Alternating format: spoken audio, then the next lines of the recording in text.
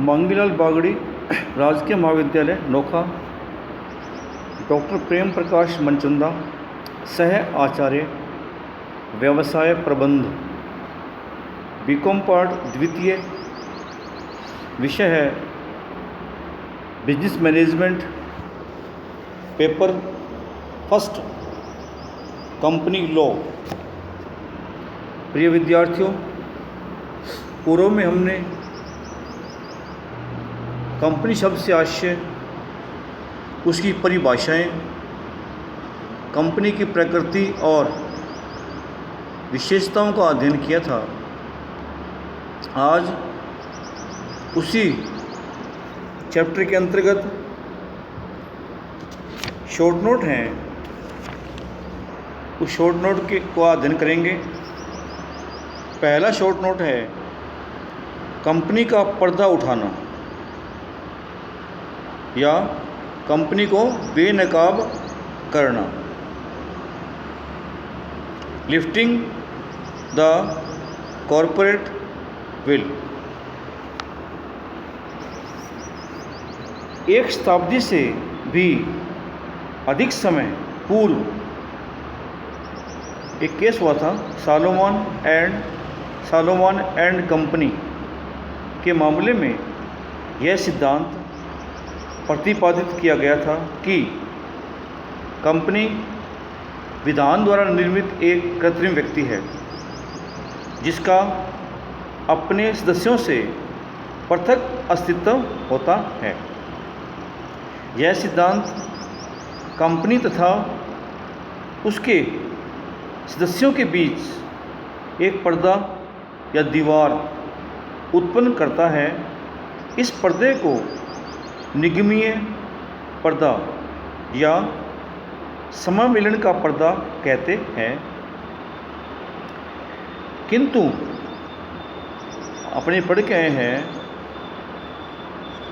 Company का अपने सदस्यों से पृथक अस्तित्व होता है। ये पढ़ के आए हैं अपने।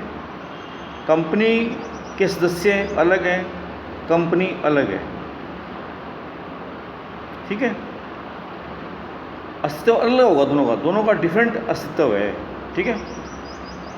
किंतु कभी कभी न्यायालय इस पर्दे को चीर या उठा भी सकता है तथा कंपनी के पृथक अस्तित्व के सिद्धांत को नकार भी सकता है।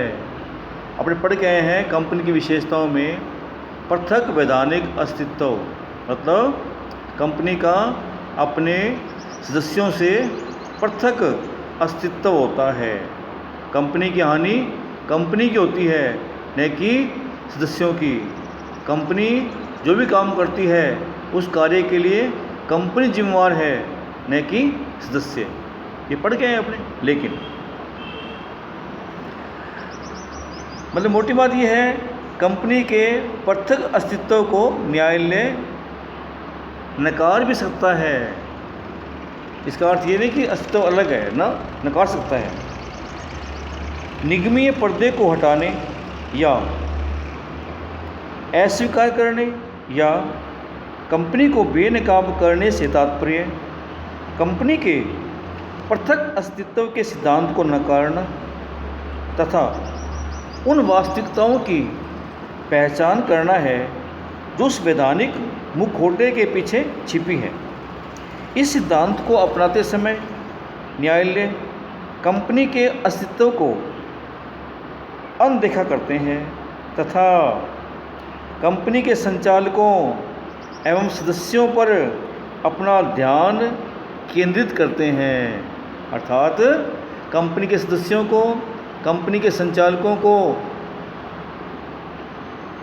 उनके कार्यों के लिए उत्तरदायी ठहरा सकते हैं।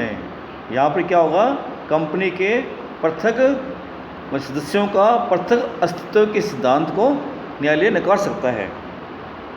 या आपने ऐसा भी कह सकते हैं कि जब न्यायालय कंपनी के पृथक अस्तित्व को नकार कर कंपनी के कार्यकलापों में संचालकों एवं सदस्यों की भूमिका की जांच करता है तो उसे कंपनी का पर्दा उठाना या कंपनी को बेनकाब करना होता है।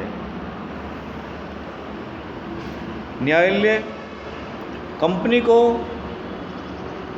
बेनकाब सामान्यतः तभी करते हैं जबकि कंपनी के संचालक एवं सदस्य कंपनी के वैधानिक व्यक्तित्व का उपयोग, कंपनी के वैधानिक जो व्यक्तित्व है उसका उपयोग किसी कपटमय उद्देश्य या बेईमानी की नीयत से करते हैं। न्यायालय ऐसा तब भी करते हैं कि जबकि वे कंपनी के पर्दे का उपयोग कानूनी प्रावधानों का अनुचित लाभ उठाने या उससे बचने या कोई अपराध करने या जनहित को हानि पहुंचाने के लिए करते हैं। न्यायालय कंपनी को बेनकाब करके कार्यवाही यह सोचकर करता है मानो कि कंपनी के सदस्यों या संचालकों से पृथक वह कंपनी विद्यमान ही नहीं है। मतलब न्यायालय उन्हें किन्हें सदस्यों और संचालकों को उन कंपनी के कार्यों में जिसमें उन्होंने धोखाधड़ी की है, बेईमानी की है, उसके लिए व्यक्तिगत रूप से जिम्मेवार ठहरा सकते हैं। ऐसे में पृथक वैधानिक अस्तित्व के सिद्धांत को लागू न्यायालय नहीं करता है।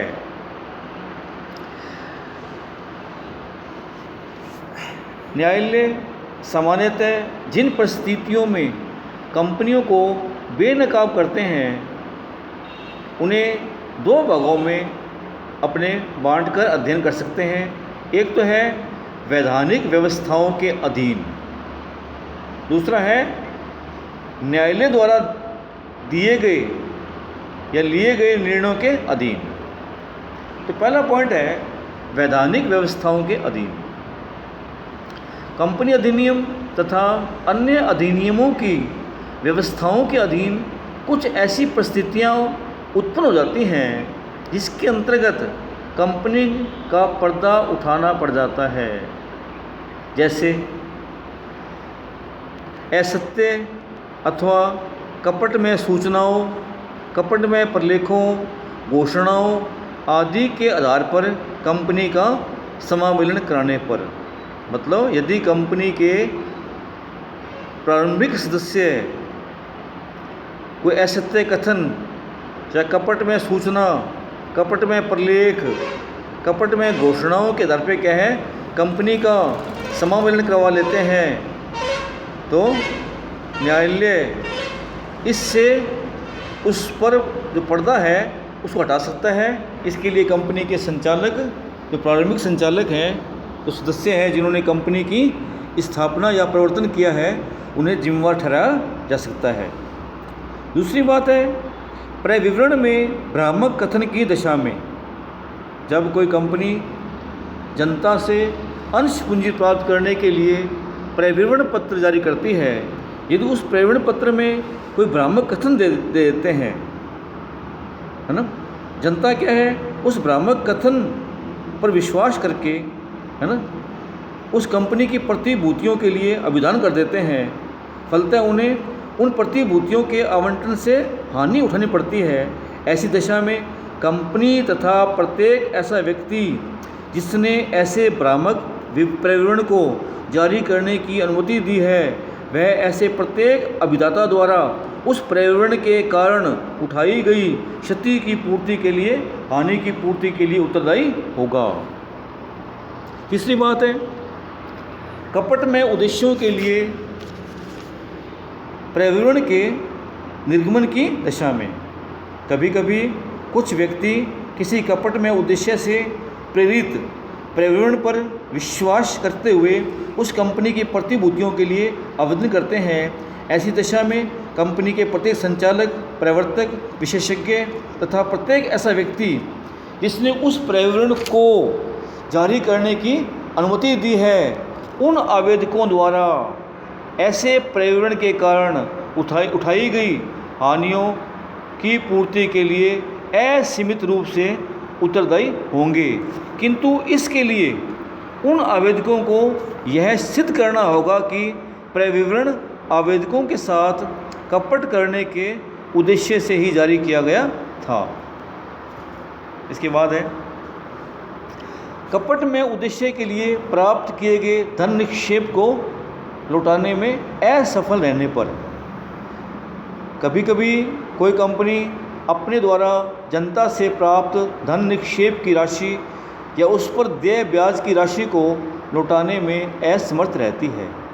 ऐसी दशा में यह भी सिद्ध कर दिया जाता है कि कंपनी ने उस धन का निक्षेप किन्हीं कपटपूर्ण उद्देश्यों की पूर्ति के लिए या निक्षेपकर्ताओं के साथ कपट के उद्देश्य से प्राप्त किया है।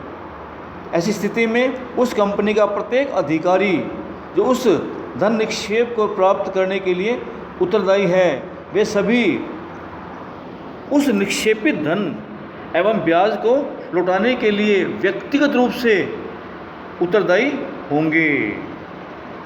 ठीक है।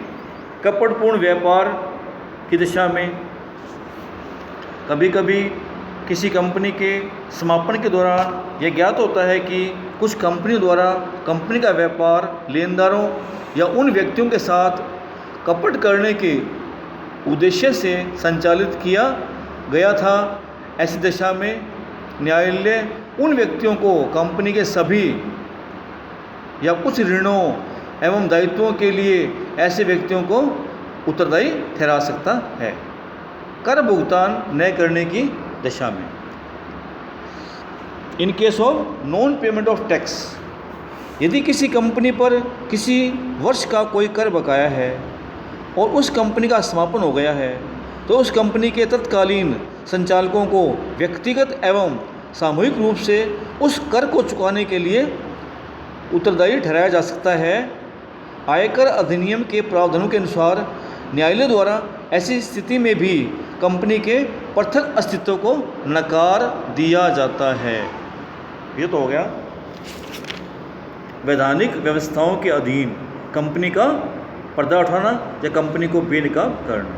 अब कुछ न्यायालय द्वारा कुछ निर्णय दिए गए हैं, उन निर्णय के अंतर्गत भी क्या है, उन निर्णय का हवाला देते हुए कंपनी पर से पर्दा उठा सकते हैं, कंपनी को बेनकाब कर सकते हैं। जैसे कंपनी के नाम का गलत विवरण देने या नाम प्रकट नहीं करने की दशा में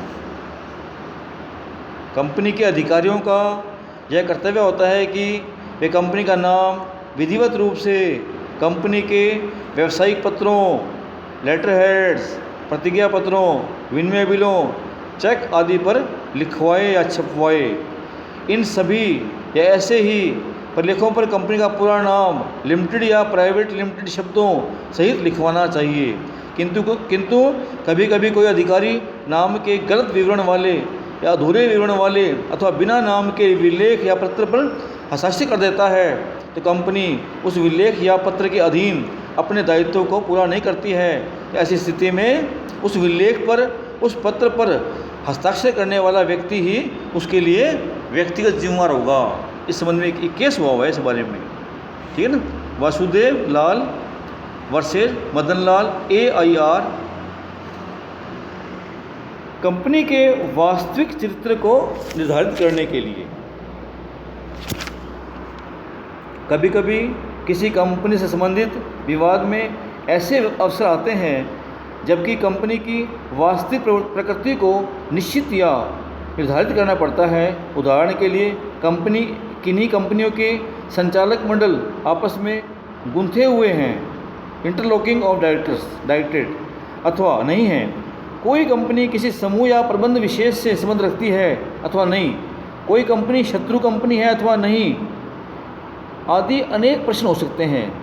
इन जैसे अनेक प्रश्नों के संबंध में जानकारी प्राप्त करने के लिए न्यायालय को कंपनी पर से पर्दा उठाना पड़ता है और उसकी वास्तविकता का पता लगाना पड़ता है।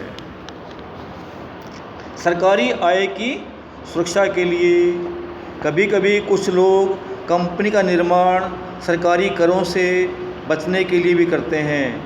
ऐसी दशा में आयकर अधिनियम तथा न्यायालयों को अधिकार होता है कि वे कंपनी को बेनकाब कर दें और उसके पर्दे के पीछे बैठे सदस्यों को इस दंडनीय अपराध के लिए उत्तरदायी ठहरा सकते हैं। और न्यायालय ने एक निर्णय में ऐसा किया भी है। कपट में अथवा अनुचित व्यवहार की रोकथाम के लिए न्यायालय किसी भी कंपनी का पर्दा तब भी उठा सकते हैं जबकि उन्हें इस बात का संदेह हो कि कंपनी का निर्माण कपटपूर्ण अथवा अवैधानिक तथा अनुचित व्यवहार के लिए किया गया है। इस संबंध में भी एक केस हुआ है। गिलफोर्ड मोटर कंपनी बनाम हॉर्न का मामला इस मामले में महत्वपूर्ण है। इसके बाद है वैधानिक दायित्व से बचने के लिए बनाई गई कंपनी की दिशा में यदि किसी व्यक्ति ने कंपनी का निर्माण वैधानिक दायित्वों से बचने के लिए किया है तो न्यायालय कंपनी का पर्दा उठा सकता है तथा उसके सदस्यों को इसके लिए उत्तरदायी ठहरा सकता है। इस संबंध में एक केस हुआ है जोन्स वर्सेस लिपमैन।